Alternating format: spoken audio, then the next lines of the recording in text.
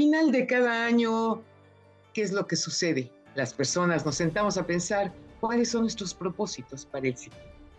Lamentablemente, esta tradición se queda en buenas intenciones y fallamos en el intento. Y es que el 68% de las personas no lo cumplen. Entonces, ¿por qué seguimos haciéndolos? ¿No es demasiado fracaso acumulado año tras año? Para hablar de este tema, esta noche me acompaña el doctor Walter Beller. Él tiene doctorado en psicoanálisis y doctorado en filosofía, profesor e investigador de la Universidad Autónoma Metropolitana en Xochimilco.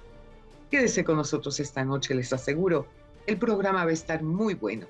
Esto es Frente a Frente, periodismo con responsabilidad.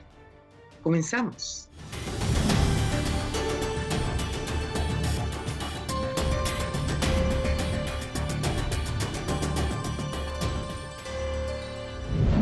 Pues vaya problema con esta lista de buenas intenciones que hacemos año tras año, tras año, tras año, y queda generalmente solo en eso.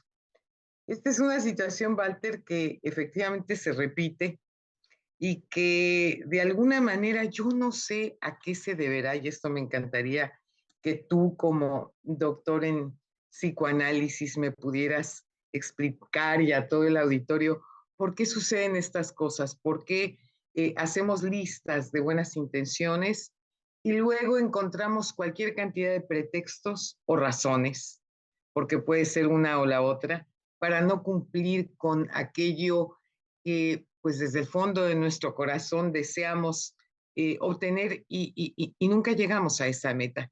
Walter Beller, ¿cómo estás? ¿Qué tal, Lolita? ¿Cómo estás tú? ¿Cómo está el auditorio?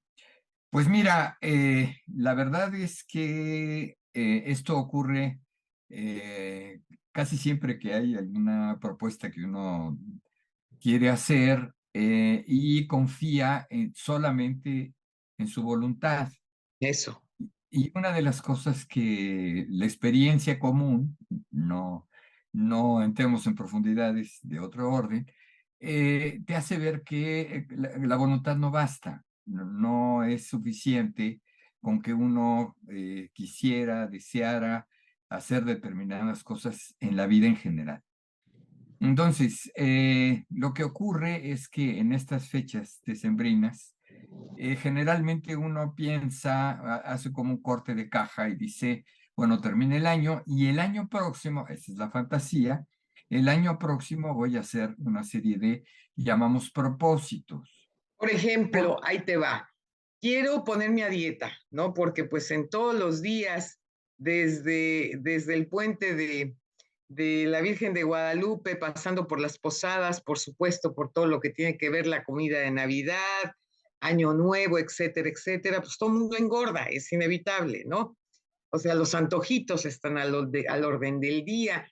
Y entonces la gente engorda y dice, este año sí quiero bajar de peso. Y dentro de bajar de peso, pues está ponerme a dieta o hacer ejercicio. Y ni se ponen a dieta ni hacen ejercicio. Pocas son las personas realmente que tienen esa férrea voluntad de cumplir lo que se propone. Ahora, ¿por qué lo hacen? Bueno, lo hacen porque seguramente son movidos por una historia personal digamos, de personas que son muy organizadas y demás. Y esas personas justamente son las que no necesitan dietas porque las hacen antes. ¿Ok? Claro, toda la vida. Entonces, toda la vida. Entonces, lo que tú enfrentas es en realidad a aquellas personas que no lo hacen y no lo hacen porque hay una parte de sí mismas que no lo quieren hacer. Entre que sé que debo hacerlo y no lo hago, es algo que nos pasa. Y entonces aquí lo que hay es una especie de control racional, digamos. Ok. Yo me pongo a dieta, ¿por qué? Pues porque es bueno para mi salud, etcétera, etcétera. Entonces, lo que tú tienes es otros estímulos que te dicen, bueno, pero mejor esto. Fíjate lo que pasa en estas personas, por ejemplo, que van con los sacerdotes y hacen una especie de juramento, Ah, sí, donde claro, dicen, no voy los a, que hacen el juramento para no tomar para no tomar, ¿no? Entonces, alcohol. alcohol, exactamente. Entonces, lo que tú tienes, estas personas que les llaman jurados, Sí, sí. es que encuentran otro estímulo y de repente dicen, van con el sacerdote y mediante una módica suma llegan y dicen, bájenmela durante un tiempo porque No, voy con bueno, el compadre, ¿no? no, Entonces, bueno, ¿qué es lo que uno tiene en la vida? En la vida uno tiene entonces ciertos estímulos inmediatos que te dan entonces la posibilidad de efectuar, hacer cosas, etcétera. Pero ya en la vida cotidiana te encuentras con otra serie de estímulos que te llevan entonces a que, por ejemplo, el ejercicio, ¿no? Todo el mundo, voy a hacer dieta, voy a hacer ejercicio, voy a ir al gimnasio, voy a hacer tales o cuales cosas. Pero a la hora de la hora, eso implica esfuerzo, implica sí, disciplina.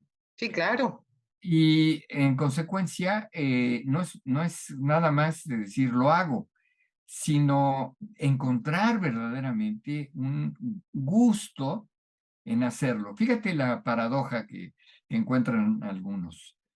Para hacer ejercicio tienes que esforzarte, te claro. cuesta.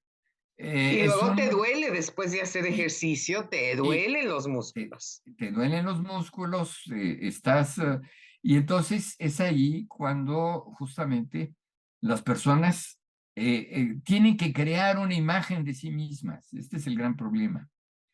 Y quiere decir entonces que la imagen que crea una persona de sí misma no es lo suficientemente fuerte como para continuar con el ejercicio. Claro, Mientras que las personas que tienen voy a decirlo técnicamente, tienen un narcisismo desarrollado, sí les permite, les obliga, les impulsa a tener. Todos somos narcisistas, todos. sí, claro, Entonces, hay cierto narcisismo patológico que no hablamos ahorita, pero sí. sí ese narcisismo nos ayuda. Entonces, el problema es que no hay suficiente narcisismo, fíjate. Esa No es me la digas paradoja. eso. Esa es la gran Pero paradoja. entonces, ¿cómo encuentras el equilibrio entre un narcisismo sano y un narcisismo destructivo? Ah, ese ya es otro asunto. O sea, lo primerito es, el narcisismo no les lleva tanto. Ya, O sea, algo así como es preferible otra cosa. Ya sí. conoces el término, se llama beneficio secundario. Fíjate que varias veces hemos comentado este asunto de que siempre tenemos una resistencia al cambio. Sí. Entonces, el llevar una disciplina para el ejercicio, para la dieta, para el cumplir con las metas, por ejemplo, quien se propone no fumar o beber menos o cuidarse el azúcar, etcétera, toda O serie ahorrar, que ese es otro punto también importantísimo, vaya. también no despilfarrar el dinero, etcétera. Todas estas cuestiones tienen que ver entonces con que estos objetivos te llevan a otros objetivos. A veces lo que hacen las personas, lo hacemos todos, nos bloqueamos y decimos, bueno, me quedo con esto. No Y más entonces, tantito. entonces viene una suerte de conformidad, de Sí, decir, con esto estoy bien. ya. Ahora, ese con esto estoy bien, quiere decir entonces que lo que podría ir más allá, ya no hay el interés, es decir, la imagen de uno mismo para decir cómo voy a estar en esa circunstancia, ¿no? Sí, Entonces, esto hace que ese narcisismo, que te digo que es correcto, es quererse a uno mismo, claro, el procurarse uno mismo, procurar una buena imagen de uno mismo, pues es necesario. desde luego. Ahora, si me preguntas cuándo se vuelve patológico, cuándo se transforma en una patología, cuando no importa nada más que uno Eso. mismo. Y entonces ese sí ya es un narcisismo patológico y ese tampoco sirve ni para buena o mala voluntad. Es arrasar a los demás porque no te importa pasar por encima de los demás, porque lo único que te importa eres tú. Pero ¿cómo hacer entonces para que al final de la jornada, cuando tú haces una lista de buenas intenciones, se busque la manera de poder aterrizarlas, de que se conviertan en una realidad? ¿Qué es lo que, aparte de que está faltando en un momento dado cierta motivación, qué más hace falta para poder cerrar ese círculo y alcanzar esas metas? Mira, quienes se dedican a una cosa que se llama teoría de decisiones, que es una teoría que se utiliza en economía, que se utiliza en sociología, etcétera. Lo que te van diciendo es que proponerse grandes metas siempre es muy complicado. Sí, Entonces, lo que te recomiendan siempre es pequeñas metas, o sea, correcto. metas alcanzables. Y recomiendan algo que no es fácil decirlo, pero no es fácil llevarlo a cabo, es metas realistas. Ok, ¿Qué es una meta realista? Pues una meta que tú sabes que en determinado tiempo, en un breve tiempo, en un breve lapso, sí se va a alcanzar. Entonces lo que necesitas es una especie de dosificación eso es. de este conjunto de propósitos. ¿Qué es lo que pasa en los finales y principios de año? Que las personas están en la fiesta y, Claro, y entonces hay una cierta euforia que no te permite ver con realismo absolutamente nada. Y entonces viene otro fenómeno que también es terrible, que es la frustración. claro, Entonces dices, no lo pude lograr, ¿no? eso es. Yo quería, pero no lo pude lograr.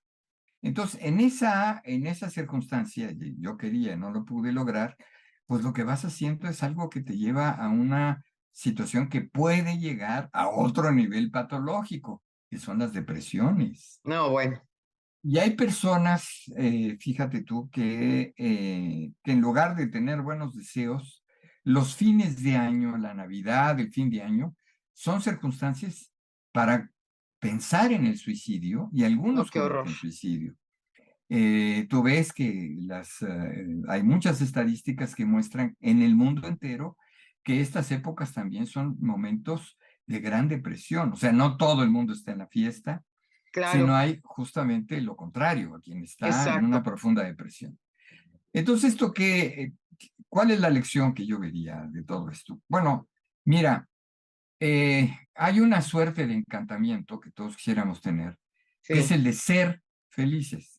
sí, sí. Pero ser felices es un error, mira, los, Es los como una budistas, utopía, ¿no? Porque pues está, eh, es difícil. O sea, no, no nada más se da porque yo tengo ganas de ser feliz, ¿no? exacto, el español que tenemos nos permite distinguir entre el ser y el estar. Claro, Entonces, lo que sí podemos es estar felices. ¿Qué claro. significa? La felicidad es un estadio, es un momento, son los tiempos. Entonces, una de las cosas que digamos que podríamos recomendar en estas circunstancias es no trate de ser feliz, sino de tener felicidad. Sí, de ¿Cuál- estar. de estar siendo, ¿no? Estar Sí, sí. teniendo felicidad. ¿Por qué? Porque este momento tengo la felicidad porque estoy con la persona que quiero, estoy con mis hijos, estoy con estos beneficios económicos que tuve a lo largo del año, Hombre, mi hasta con mi perro, recompensa. pues. Tengo la felicidad de tener mi perro, pero no, fíjate, no es el ser feliz, porque el ser es imposible, sino que lo que tenemos es estas expresiones de felicidad que se dan de manera temporal. Eso implica que va a haber momentos donde no, Sí, eso sí. sí. ¿Por qué la gente no lo acepta? Pues porque no acepta que son cosas temporales y no las aprovecha. Y de Todo pronto, es fíjate, temporal, Walter, hasta la vida misma. Esa es la, una la- realidad. por Entonces, en supuesto, esas condiciones, pues ciertamente hay que aprovechar cada segundo que la vida te regala, porque es la única manera de verdad de poder vivir la vida con cierta intensidad y valorarla, sobre todo valorar algo que es muy importante, el tiempo, el porque tiempo, claro. eso que es absolutamente intangible, pues es lo único que nos va quedando conforme va pasando el propio tiempo y que hay que buscar la forma de poderlo disfrutar plenamente en la medida de lo posible. En la medida de lo posible, Mando exacto. un abrazo con todo mi cariño, Igualmente, los mejores deseos en este año que inicia igualmente. y seguimos en contacto porque hay muchos temas que tocar. Muy bien. No se pierdan Hasta nuestro luego. próximo programa. México vive tiempos de cambio, tiempos de dar la cara, tiempos para hablar frente a frente. Muy buenas noches.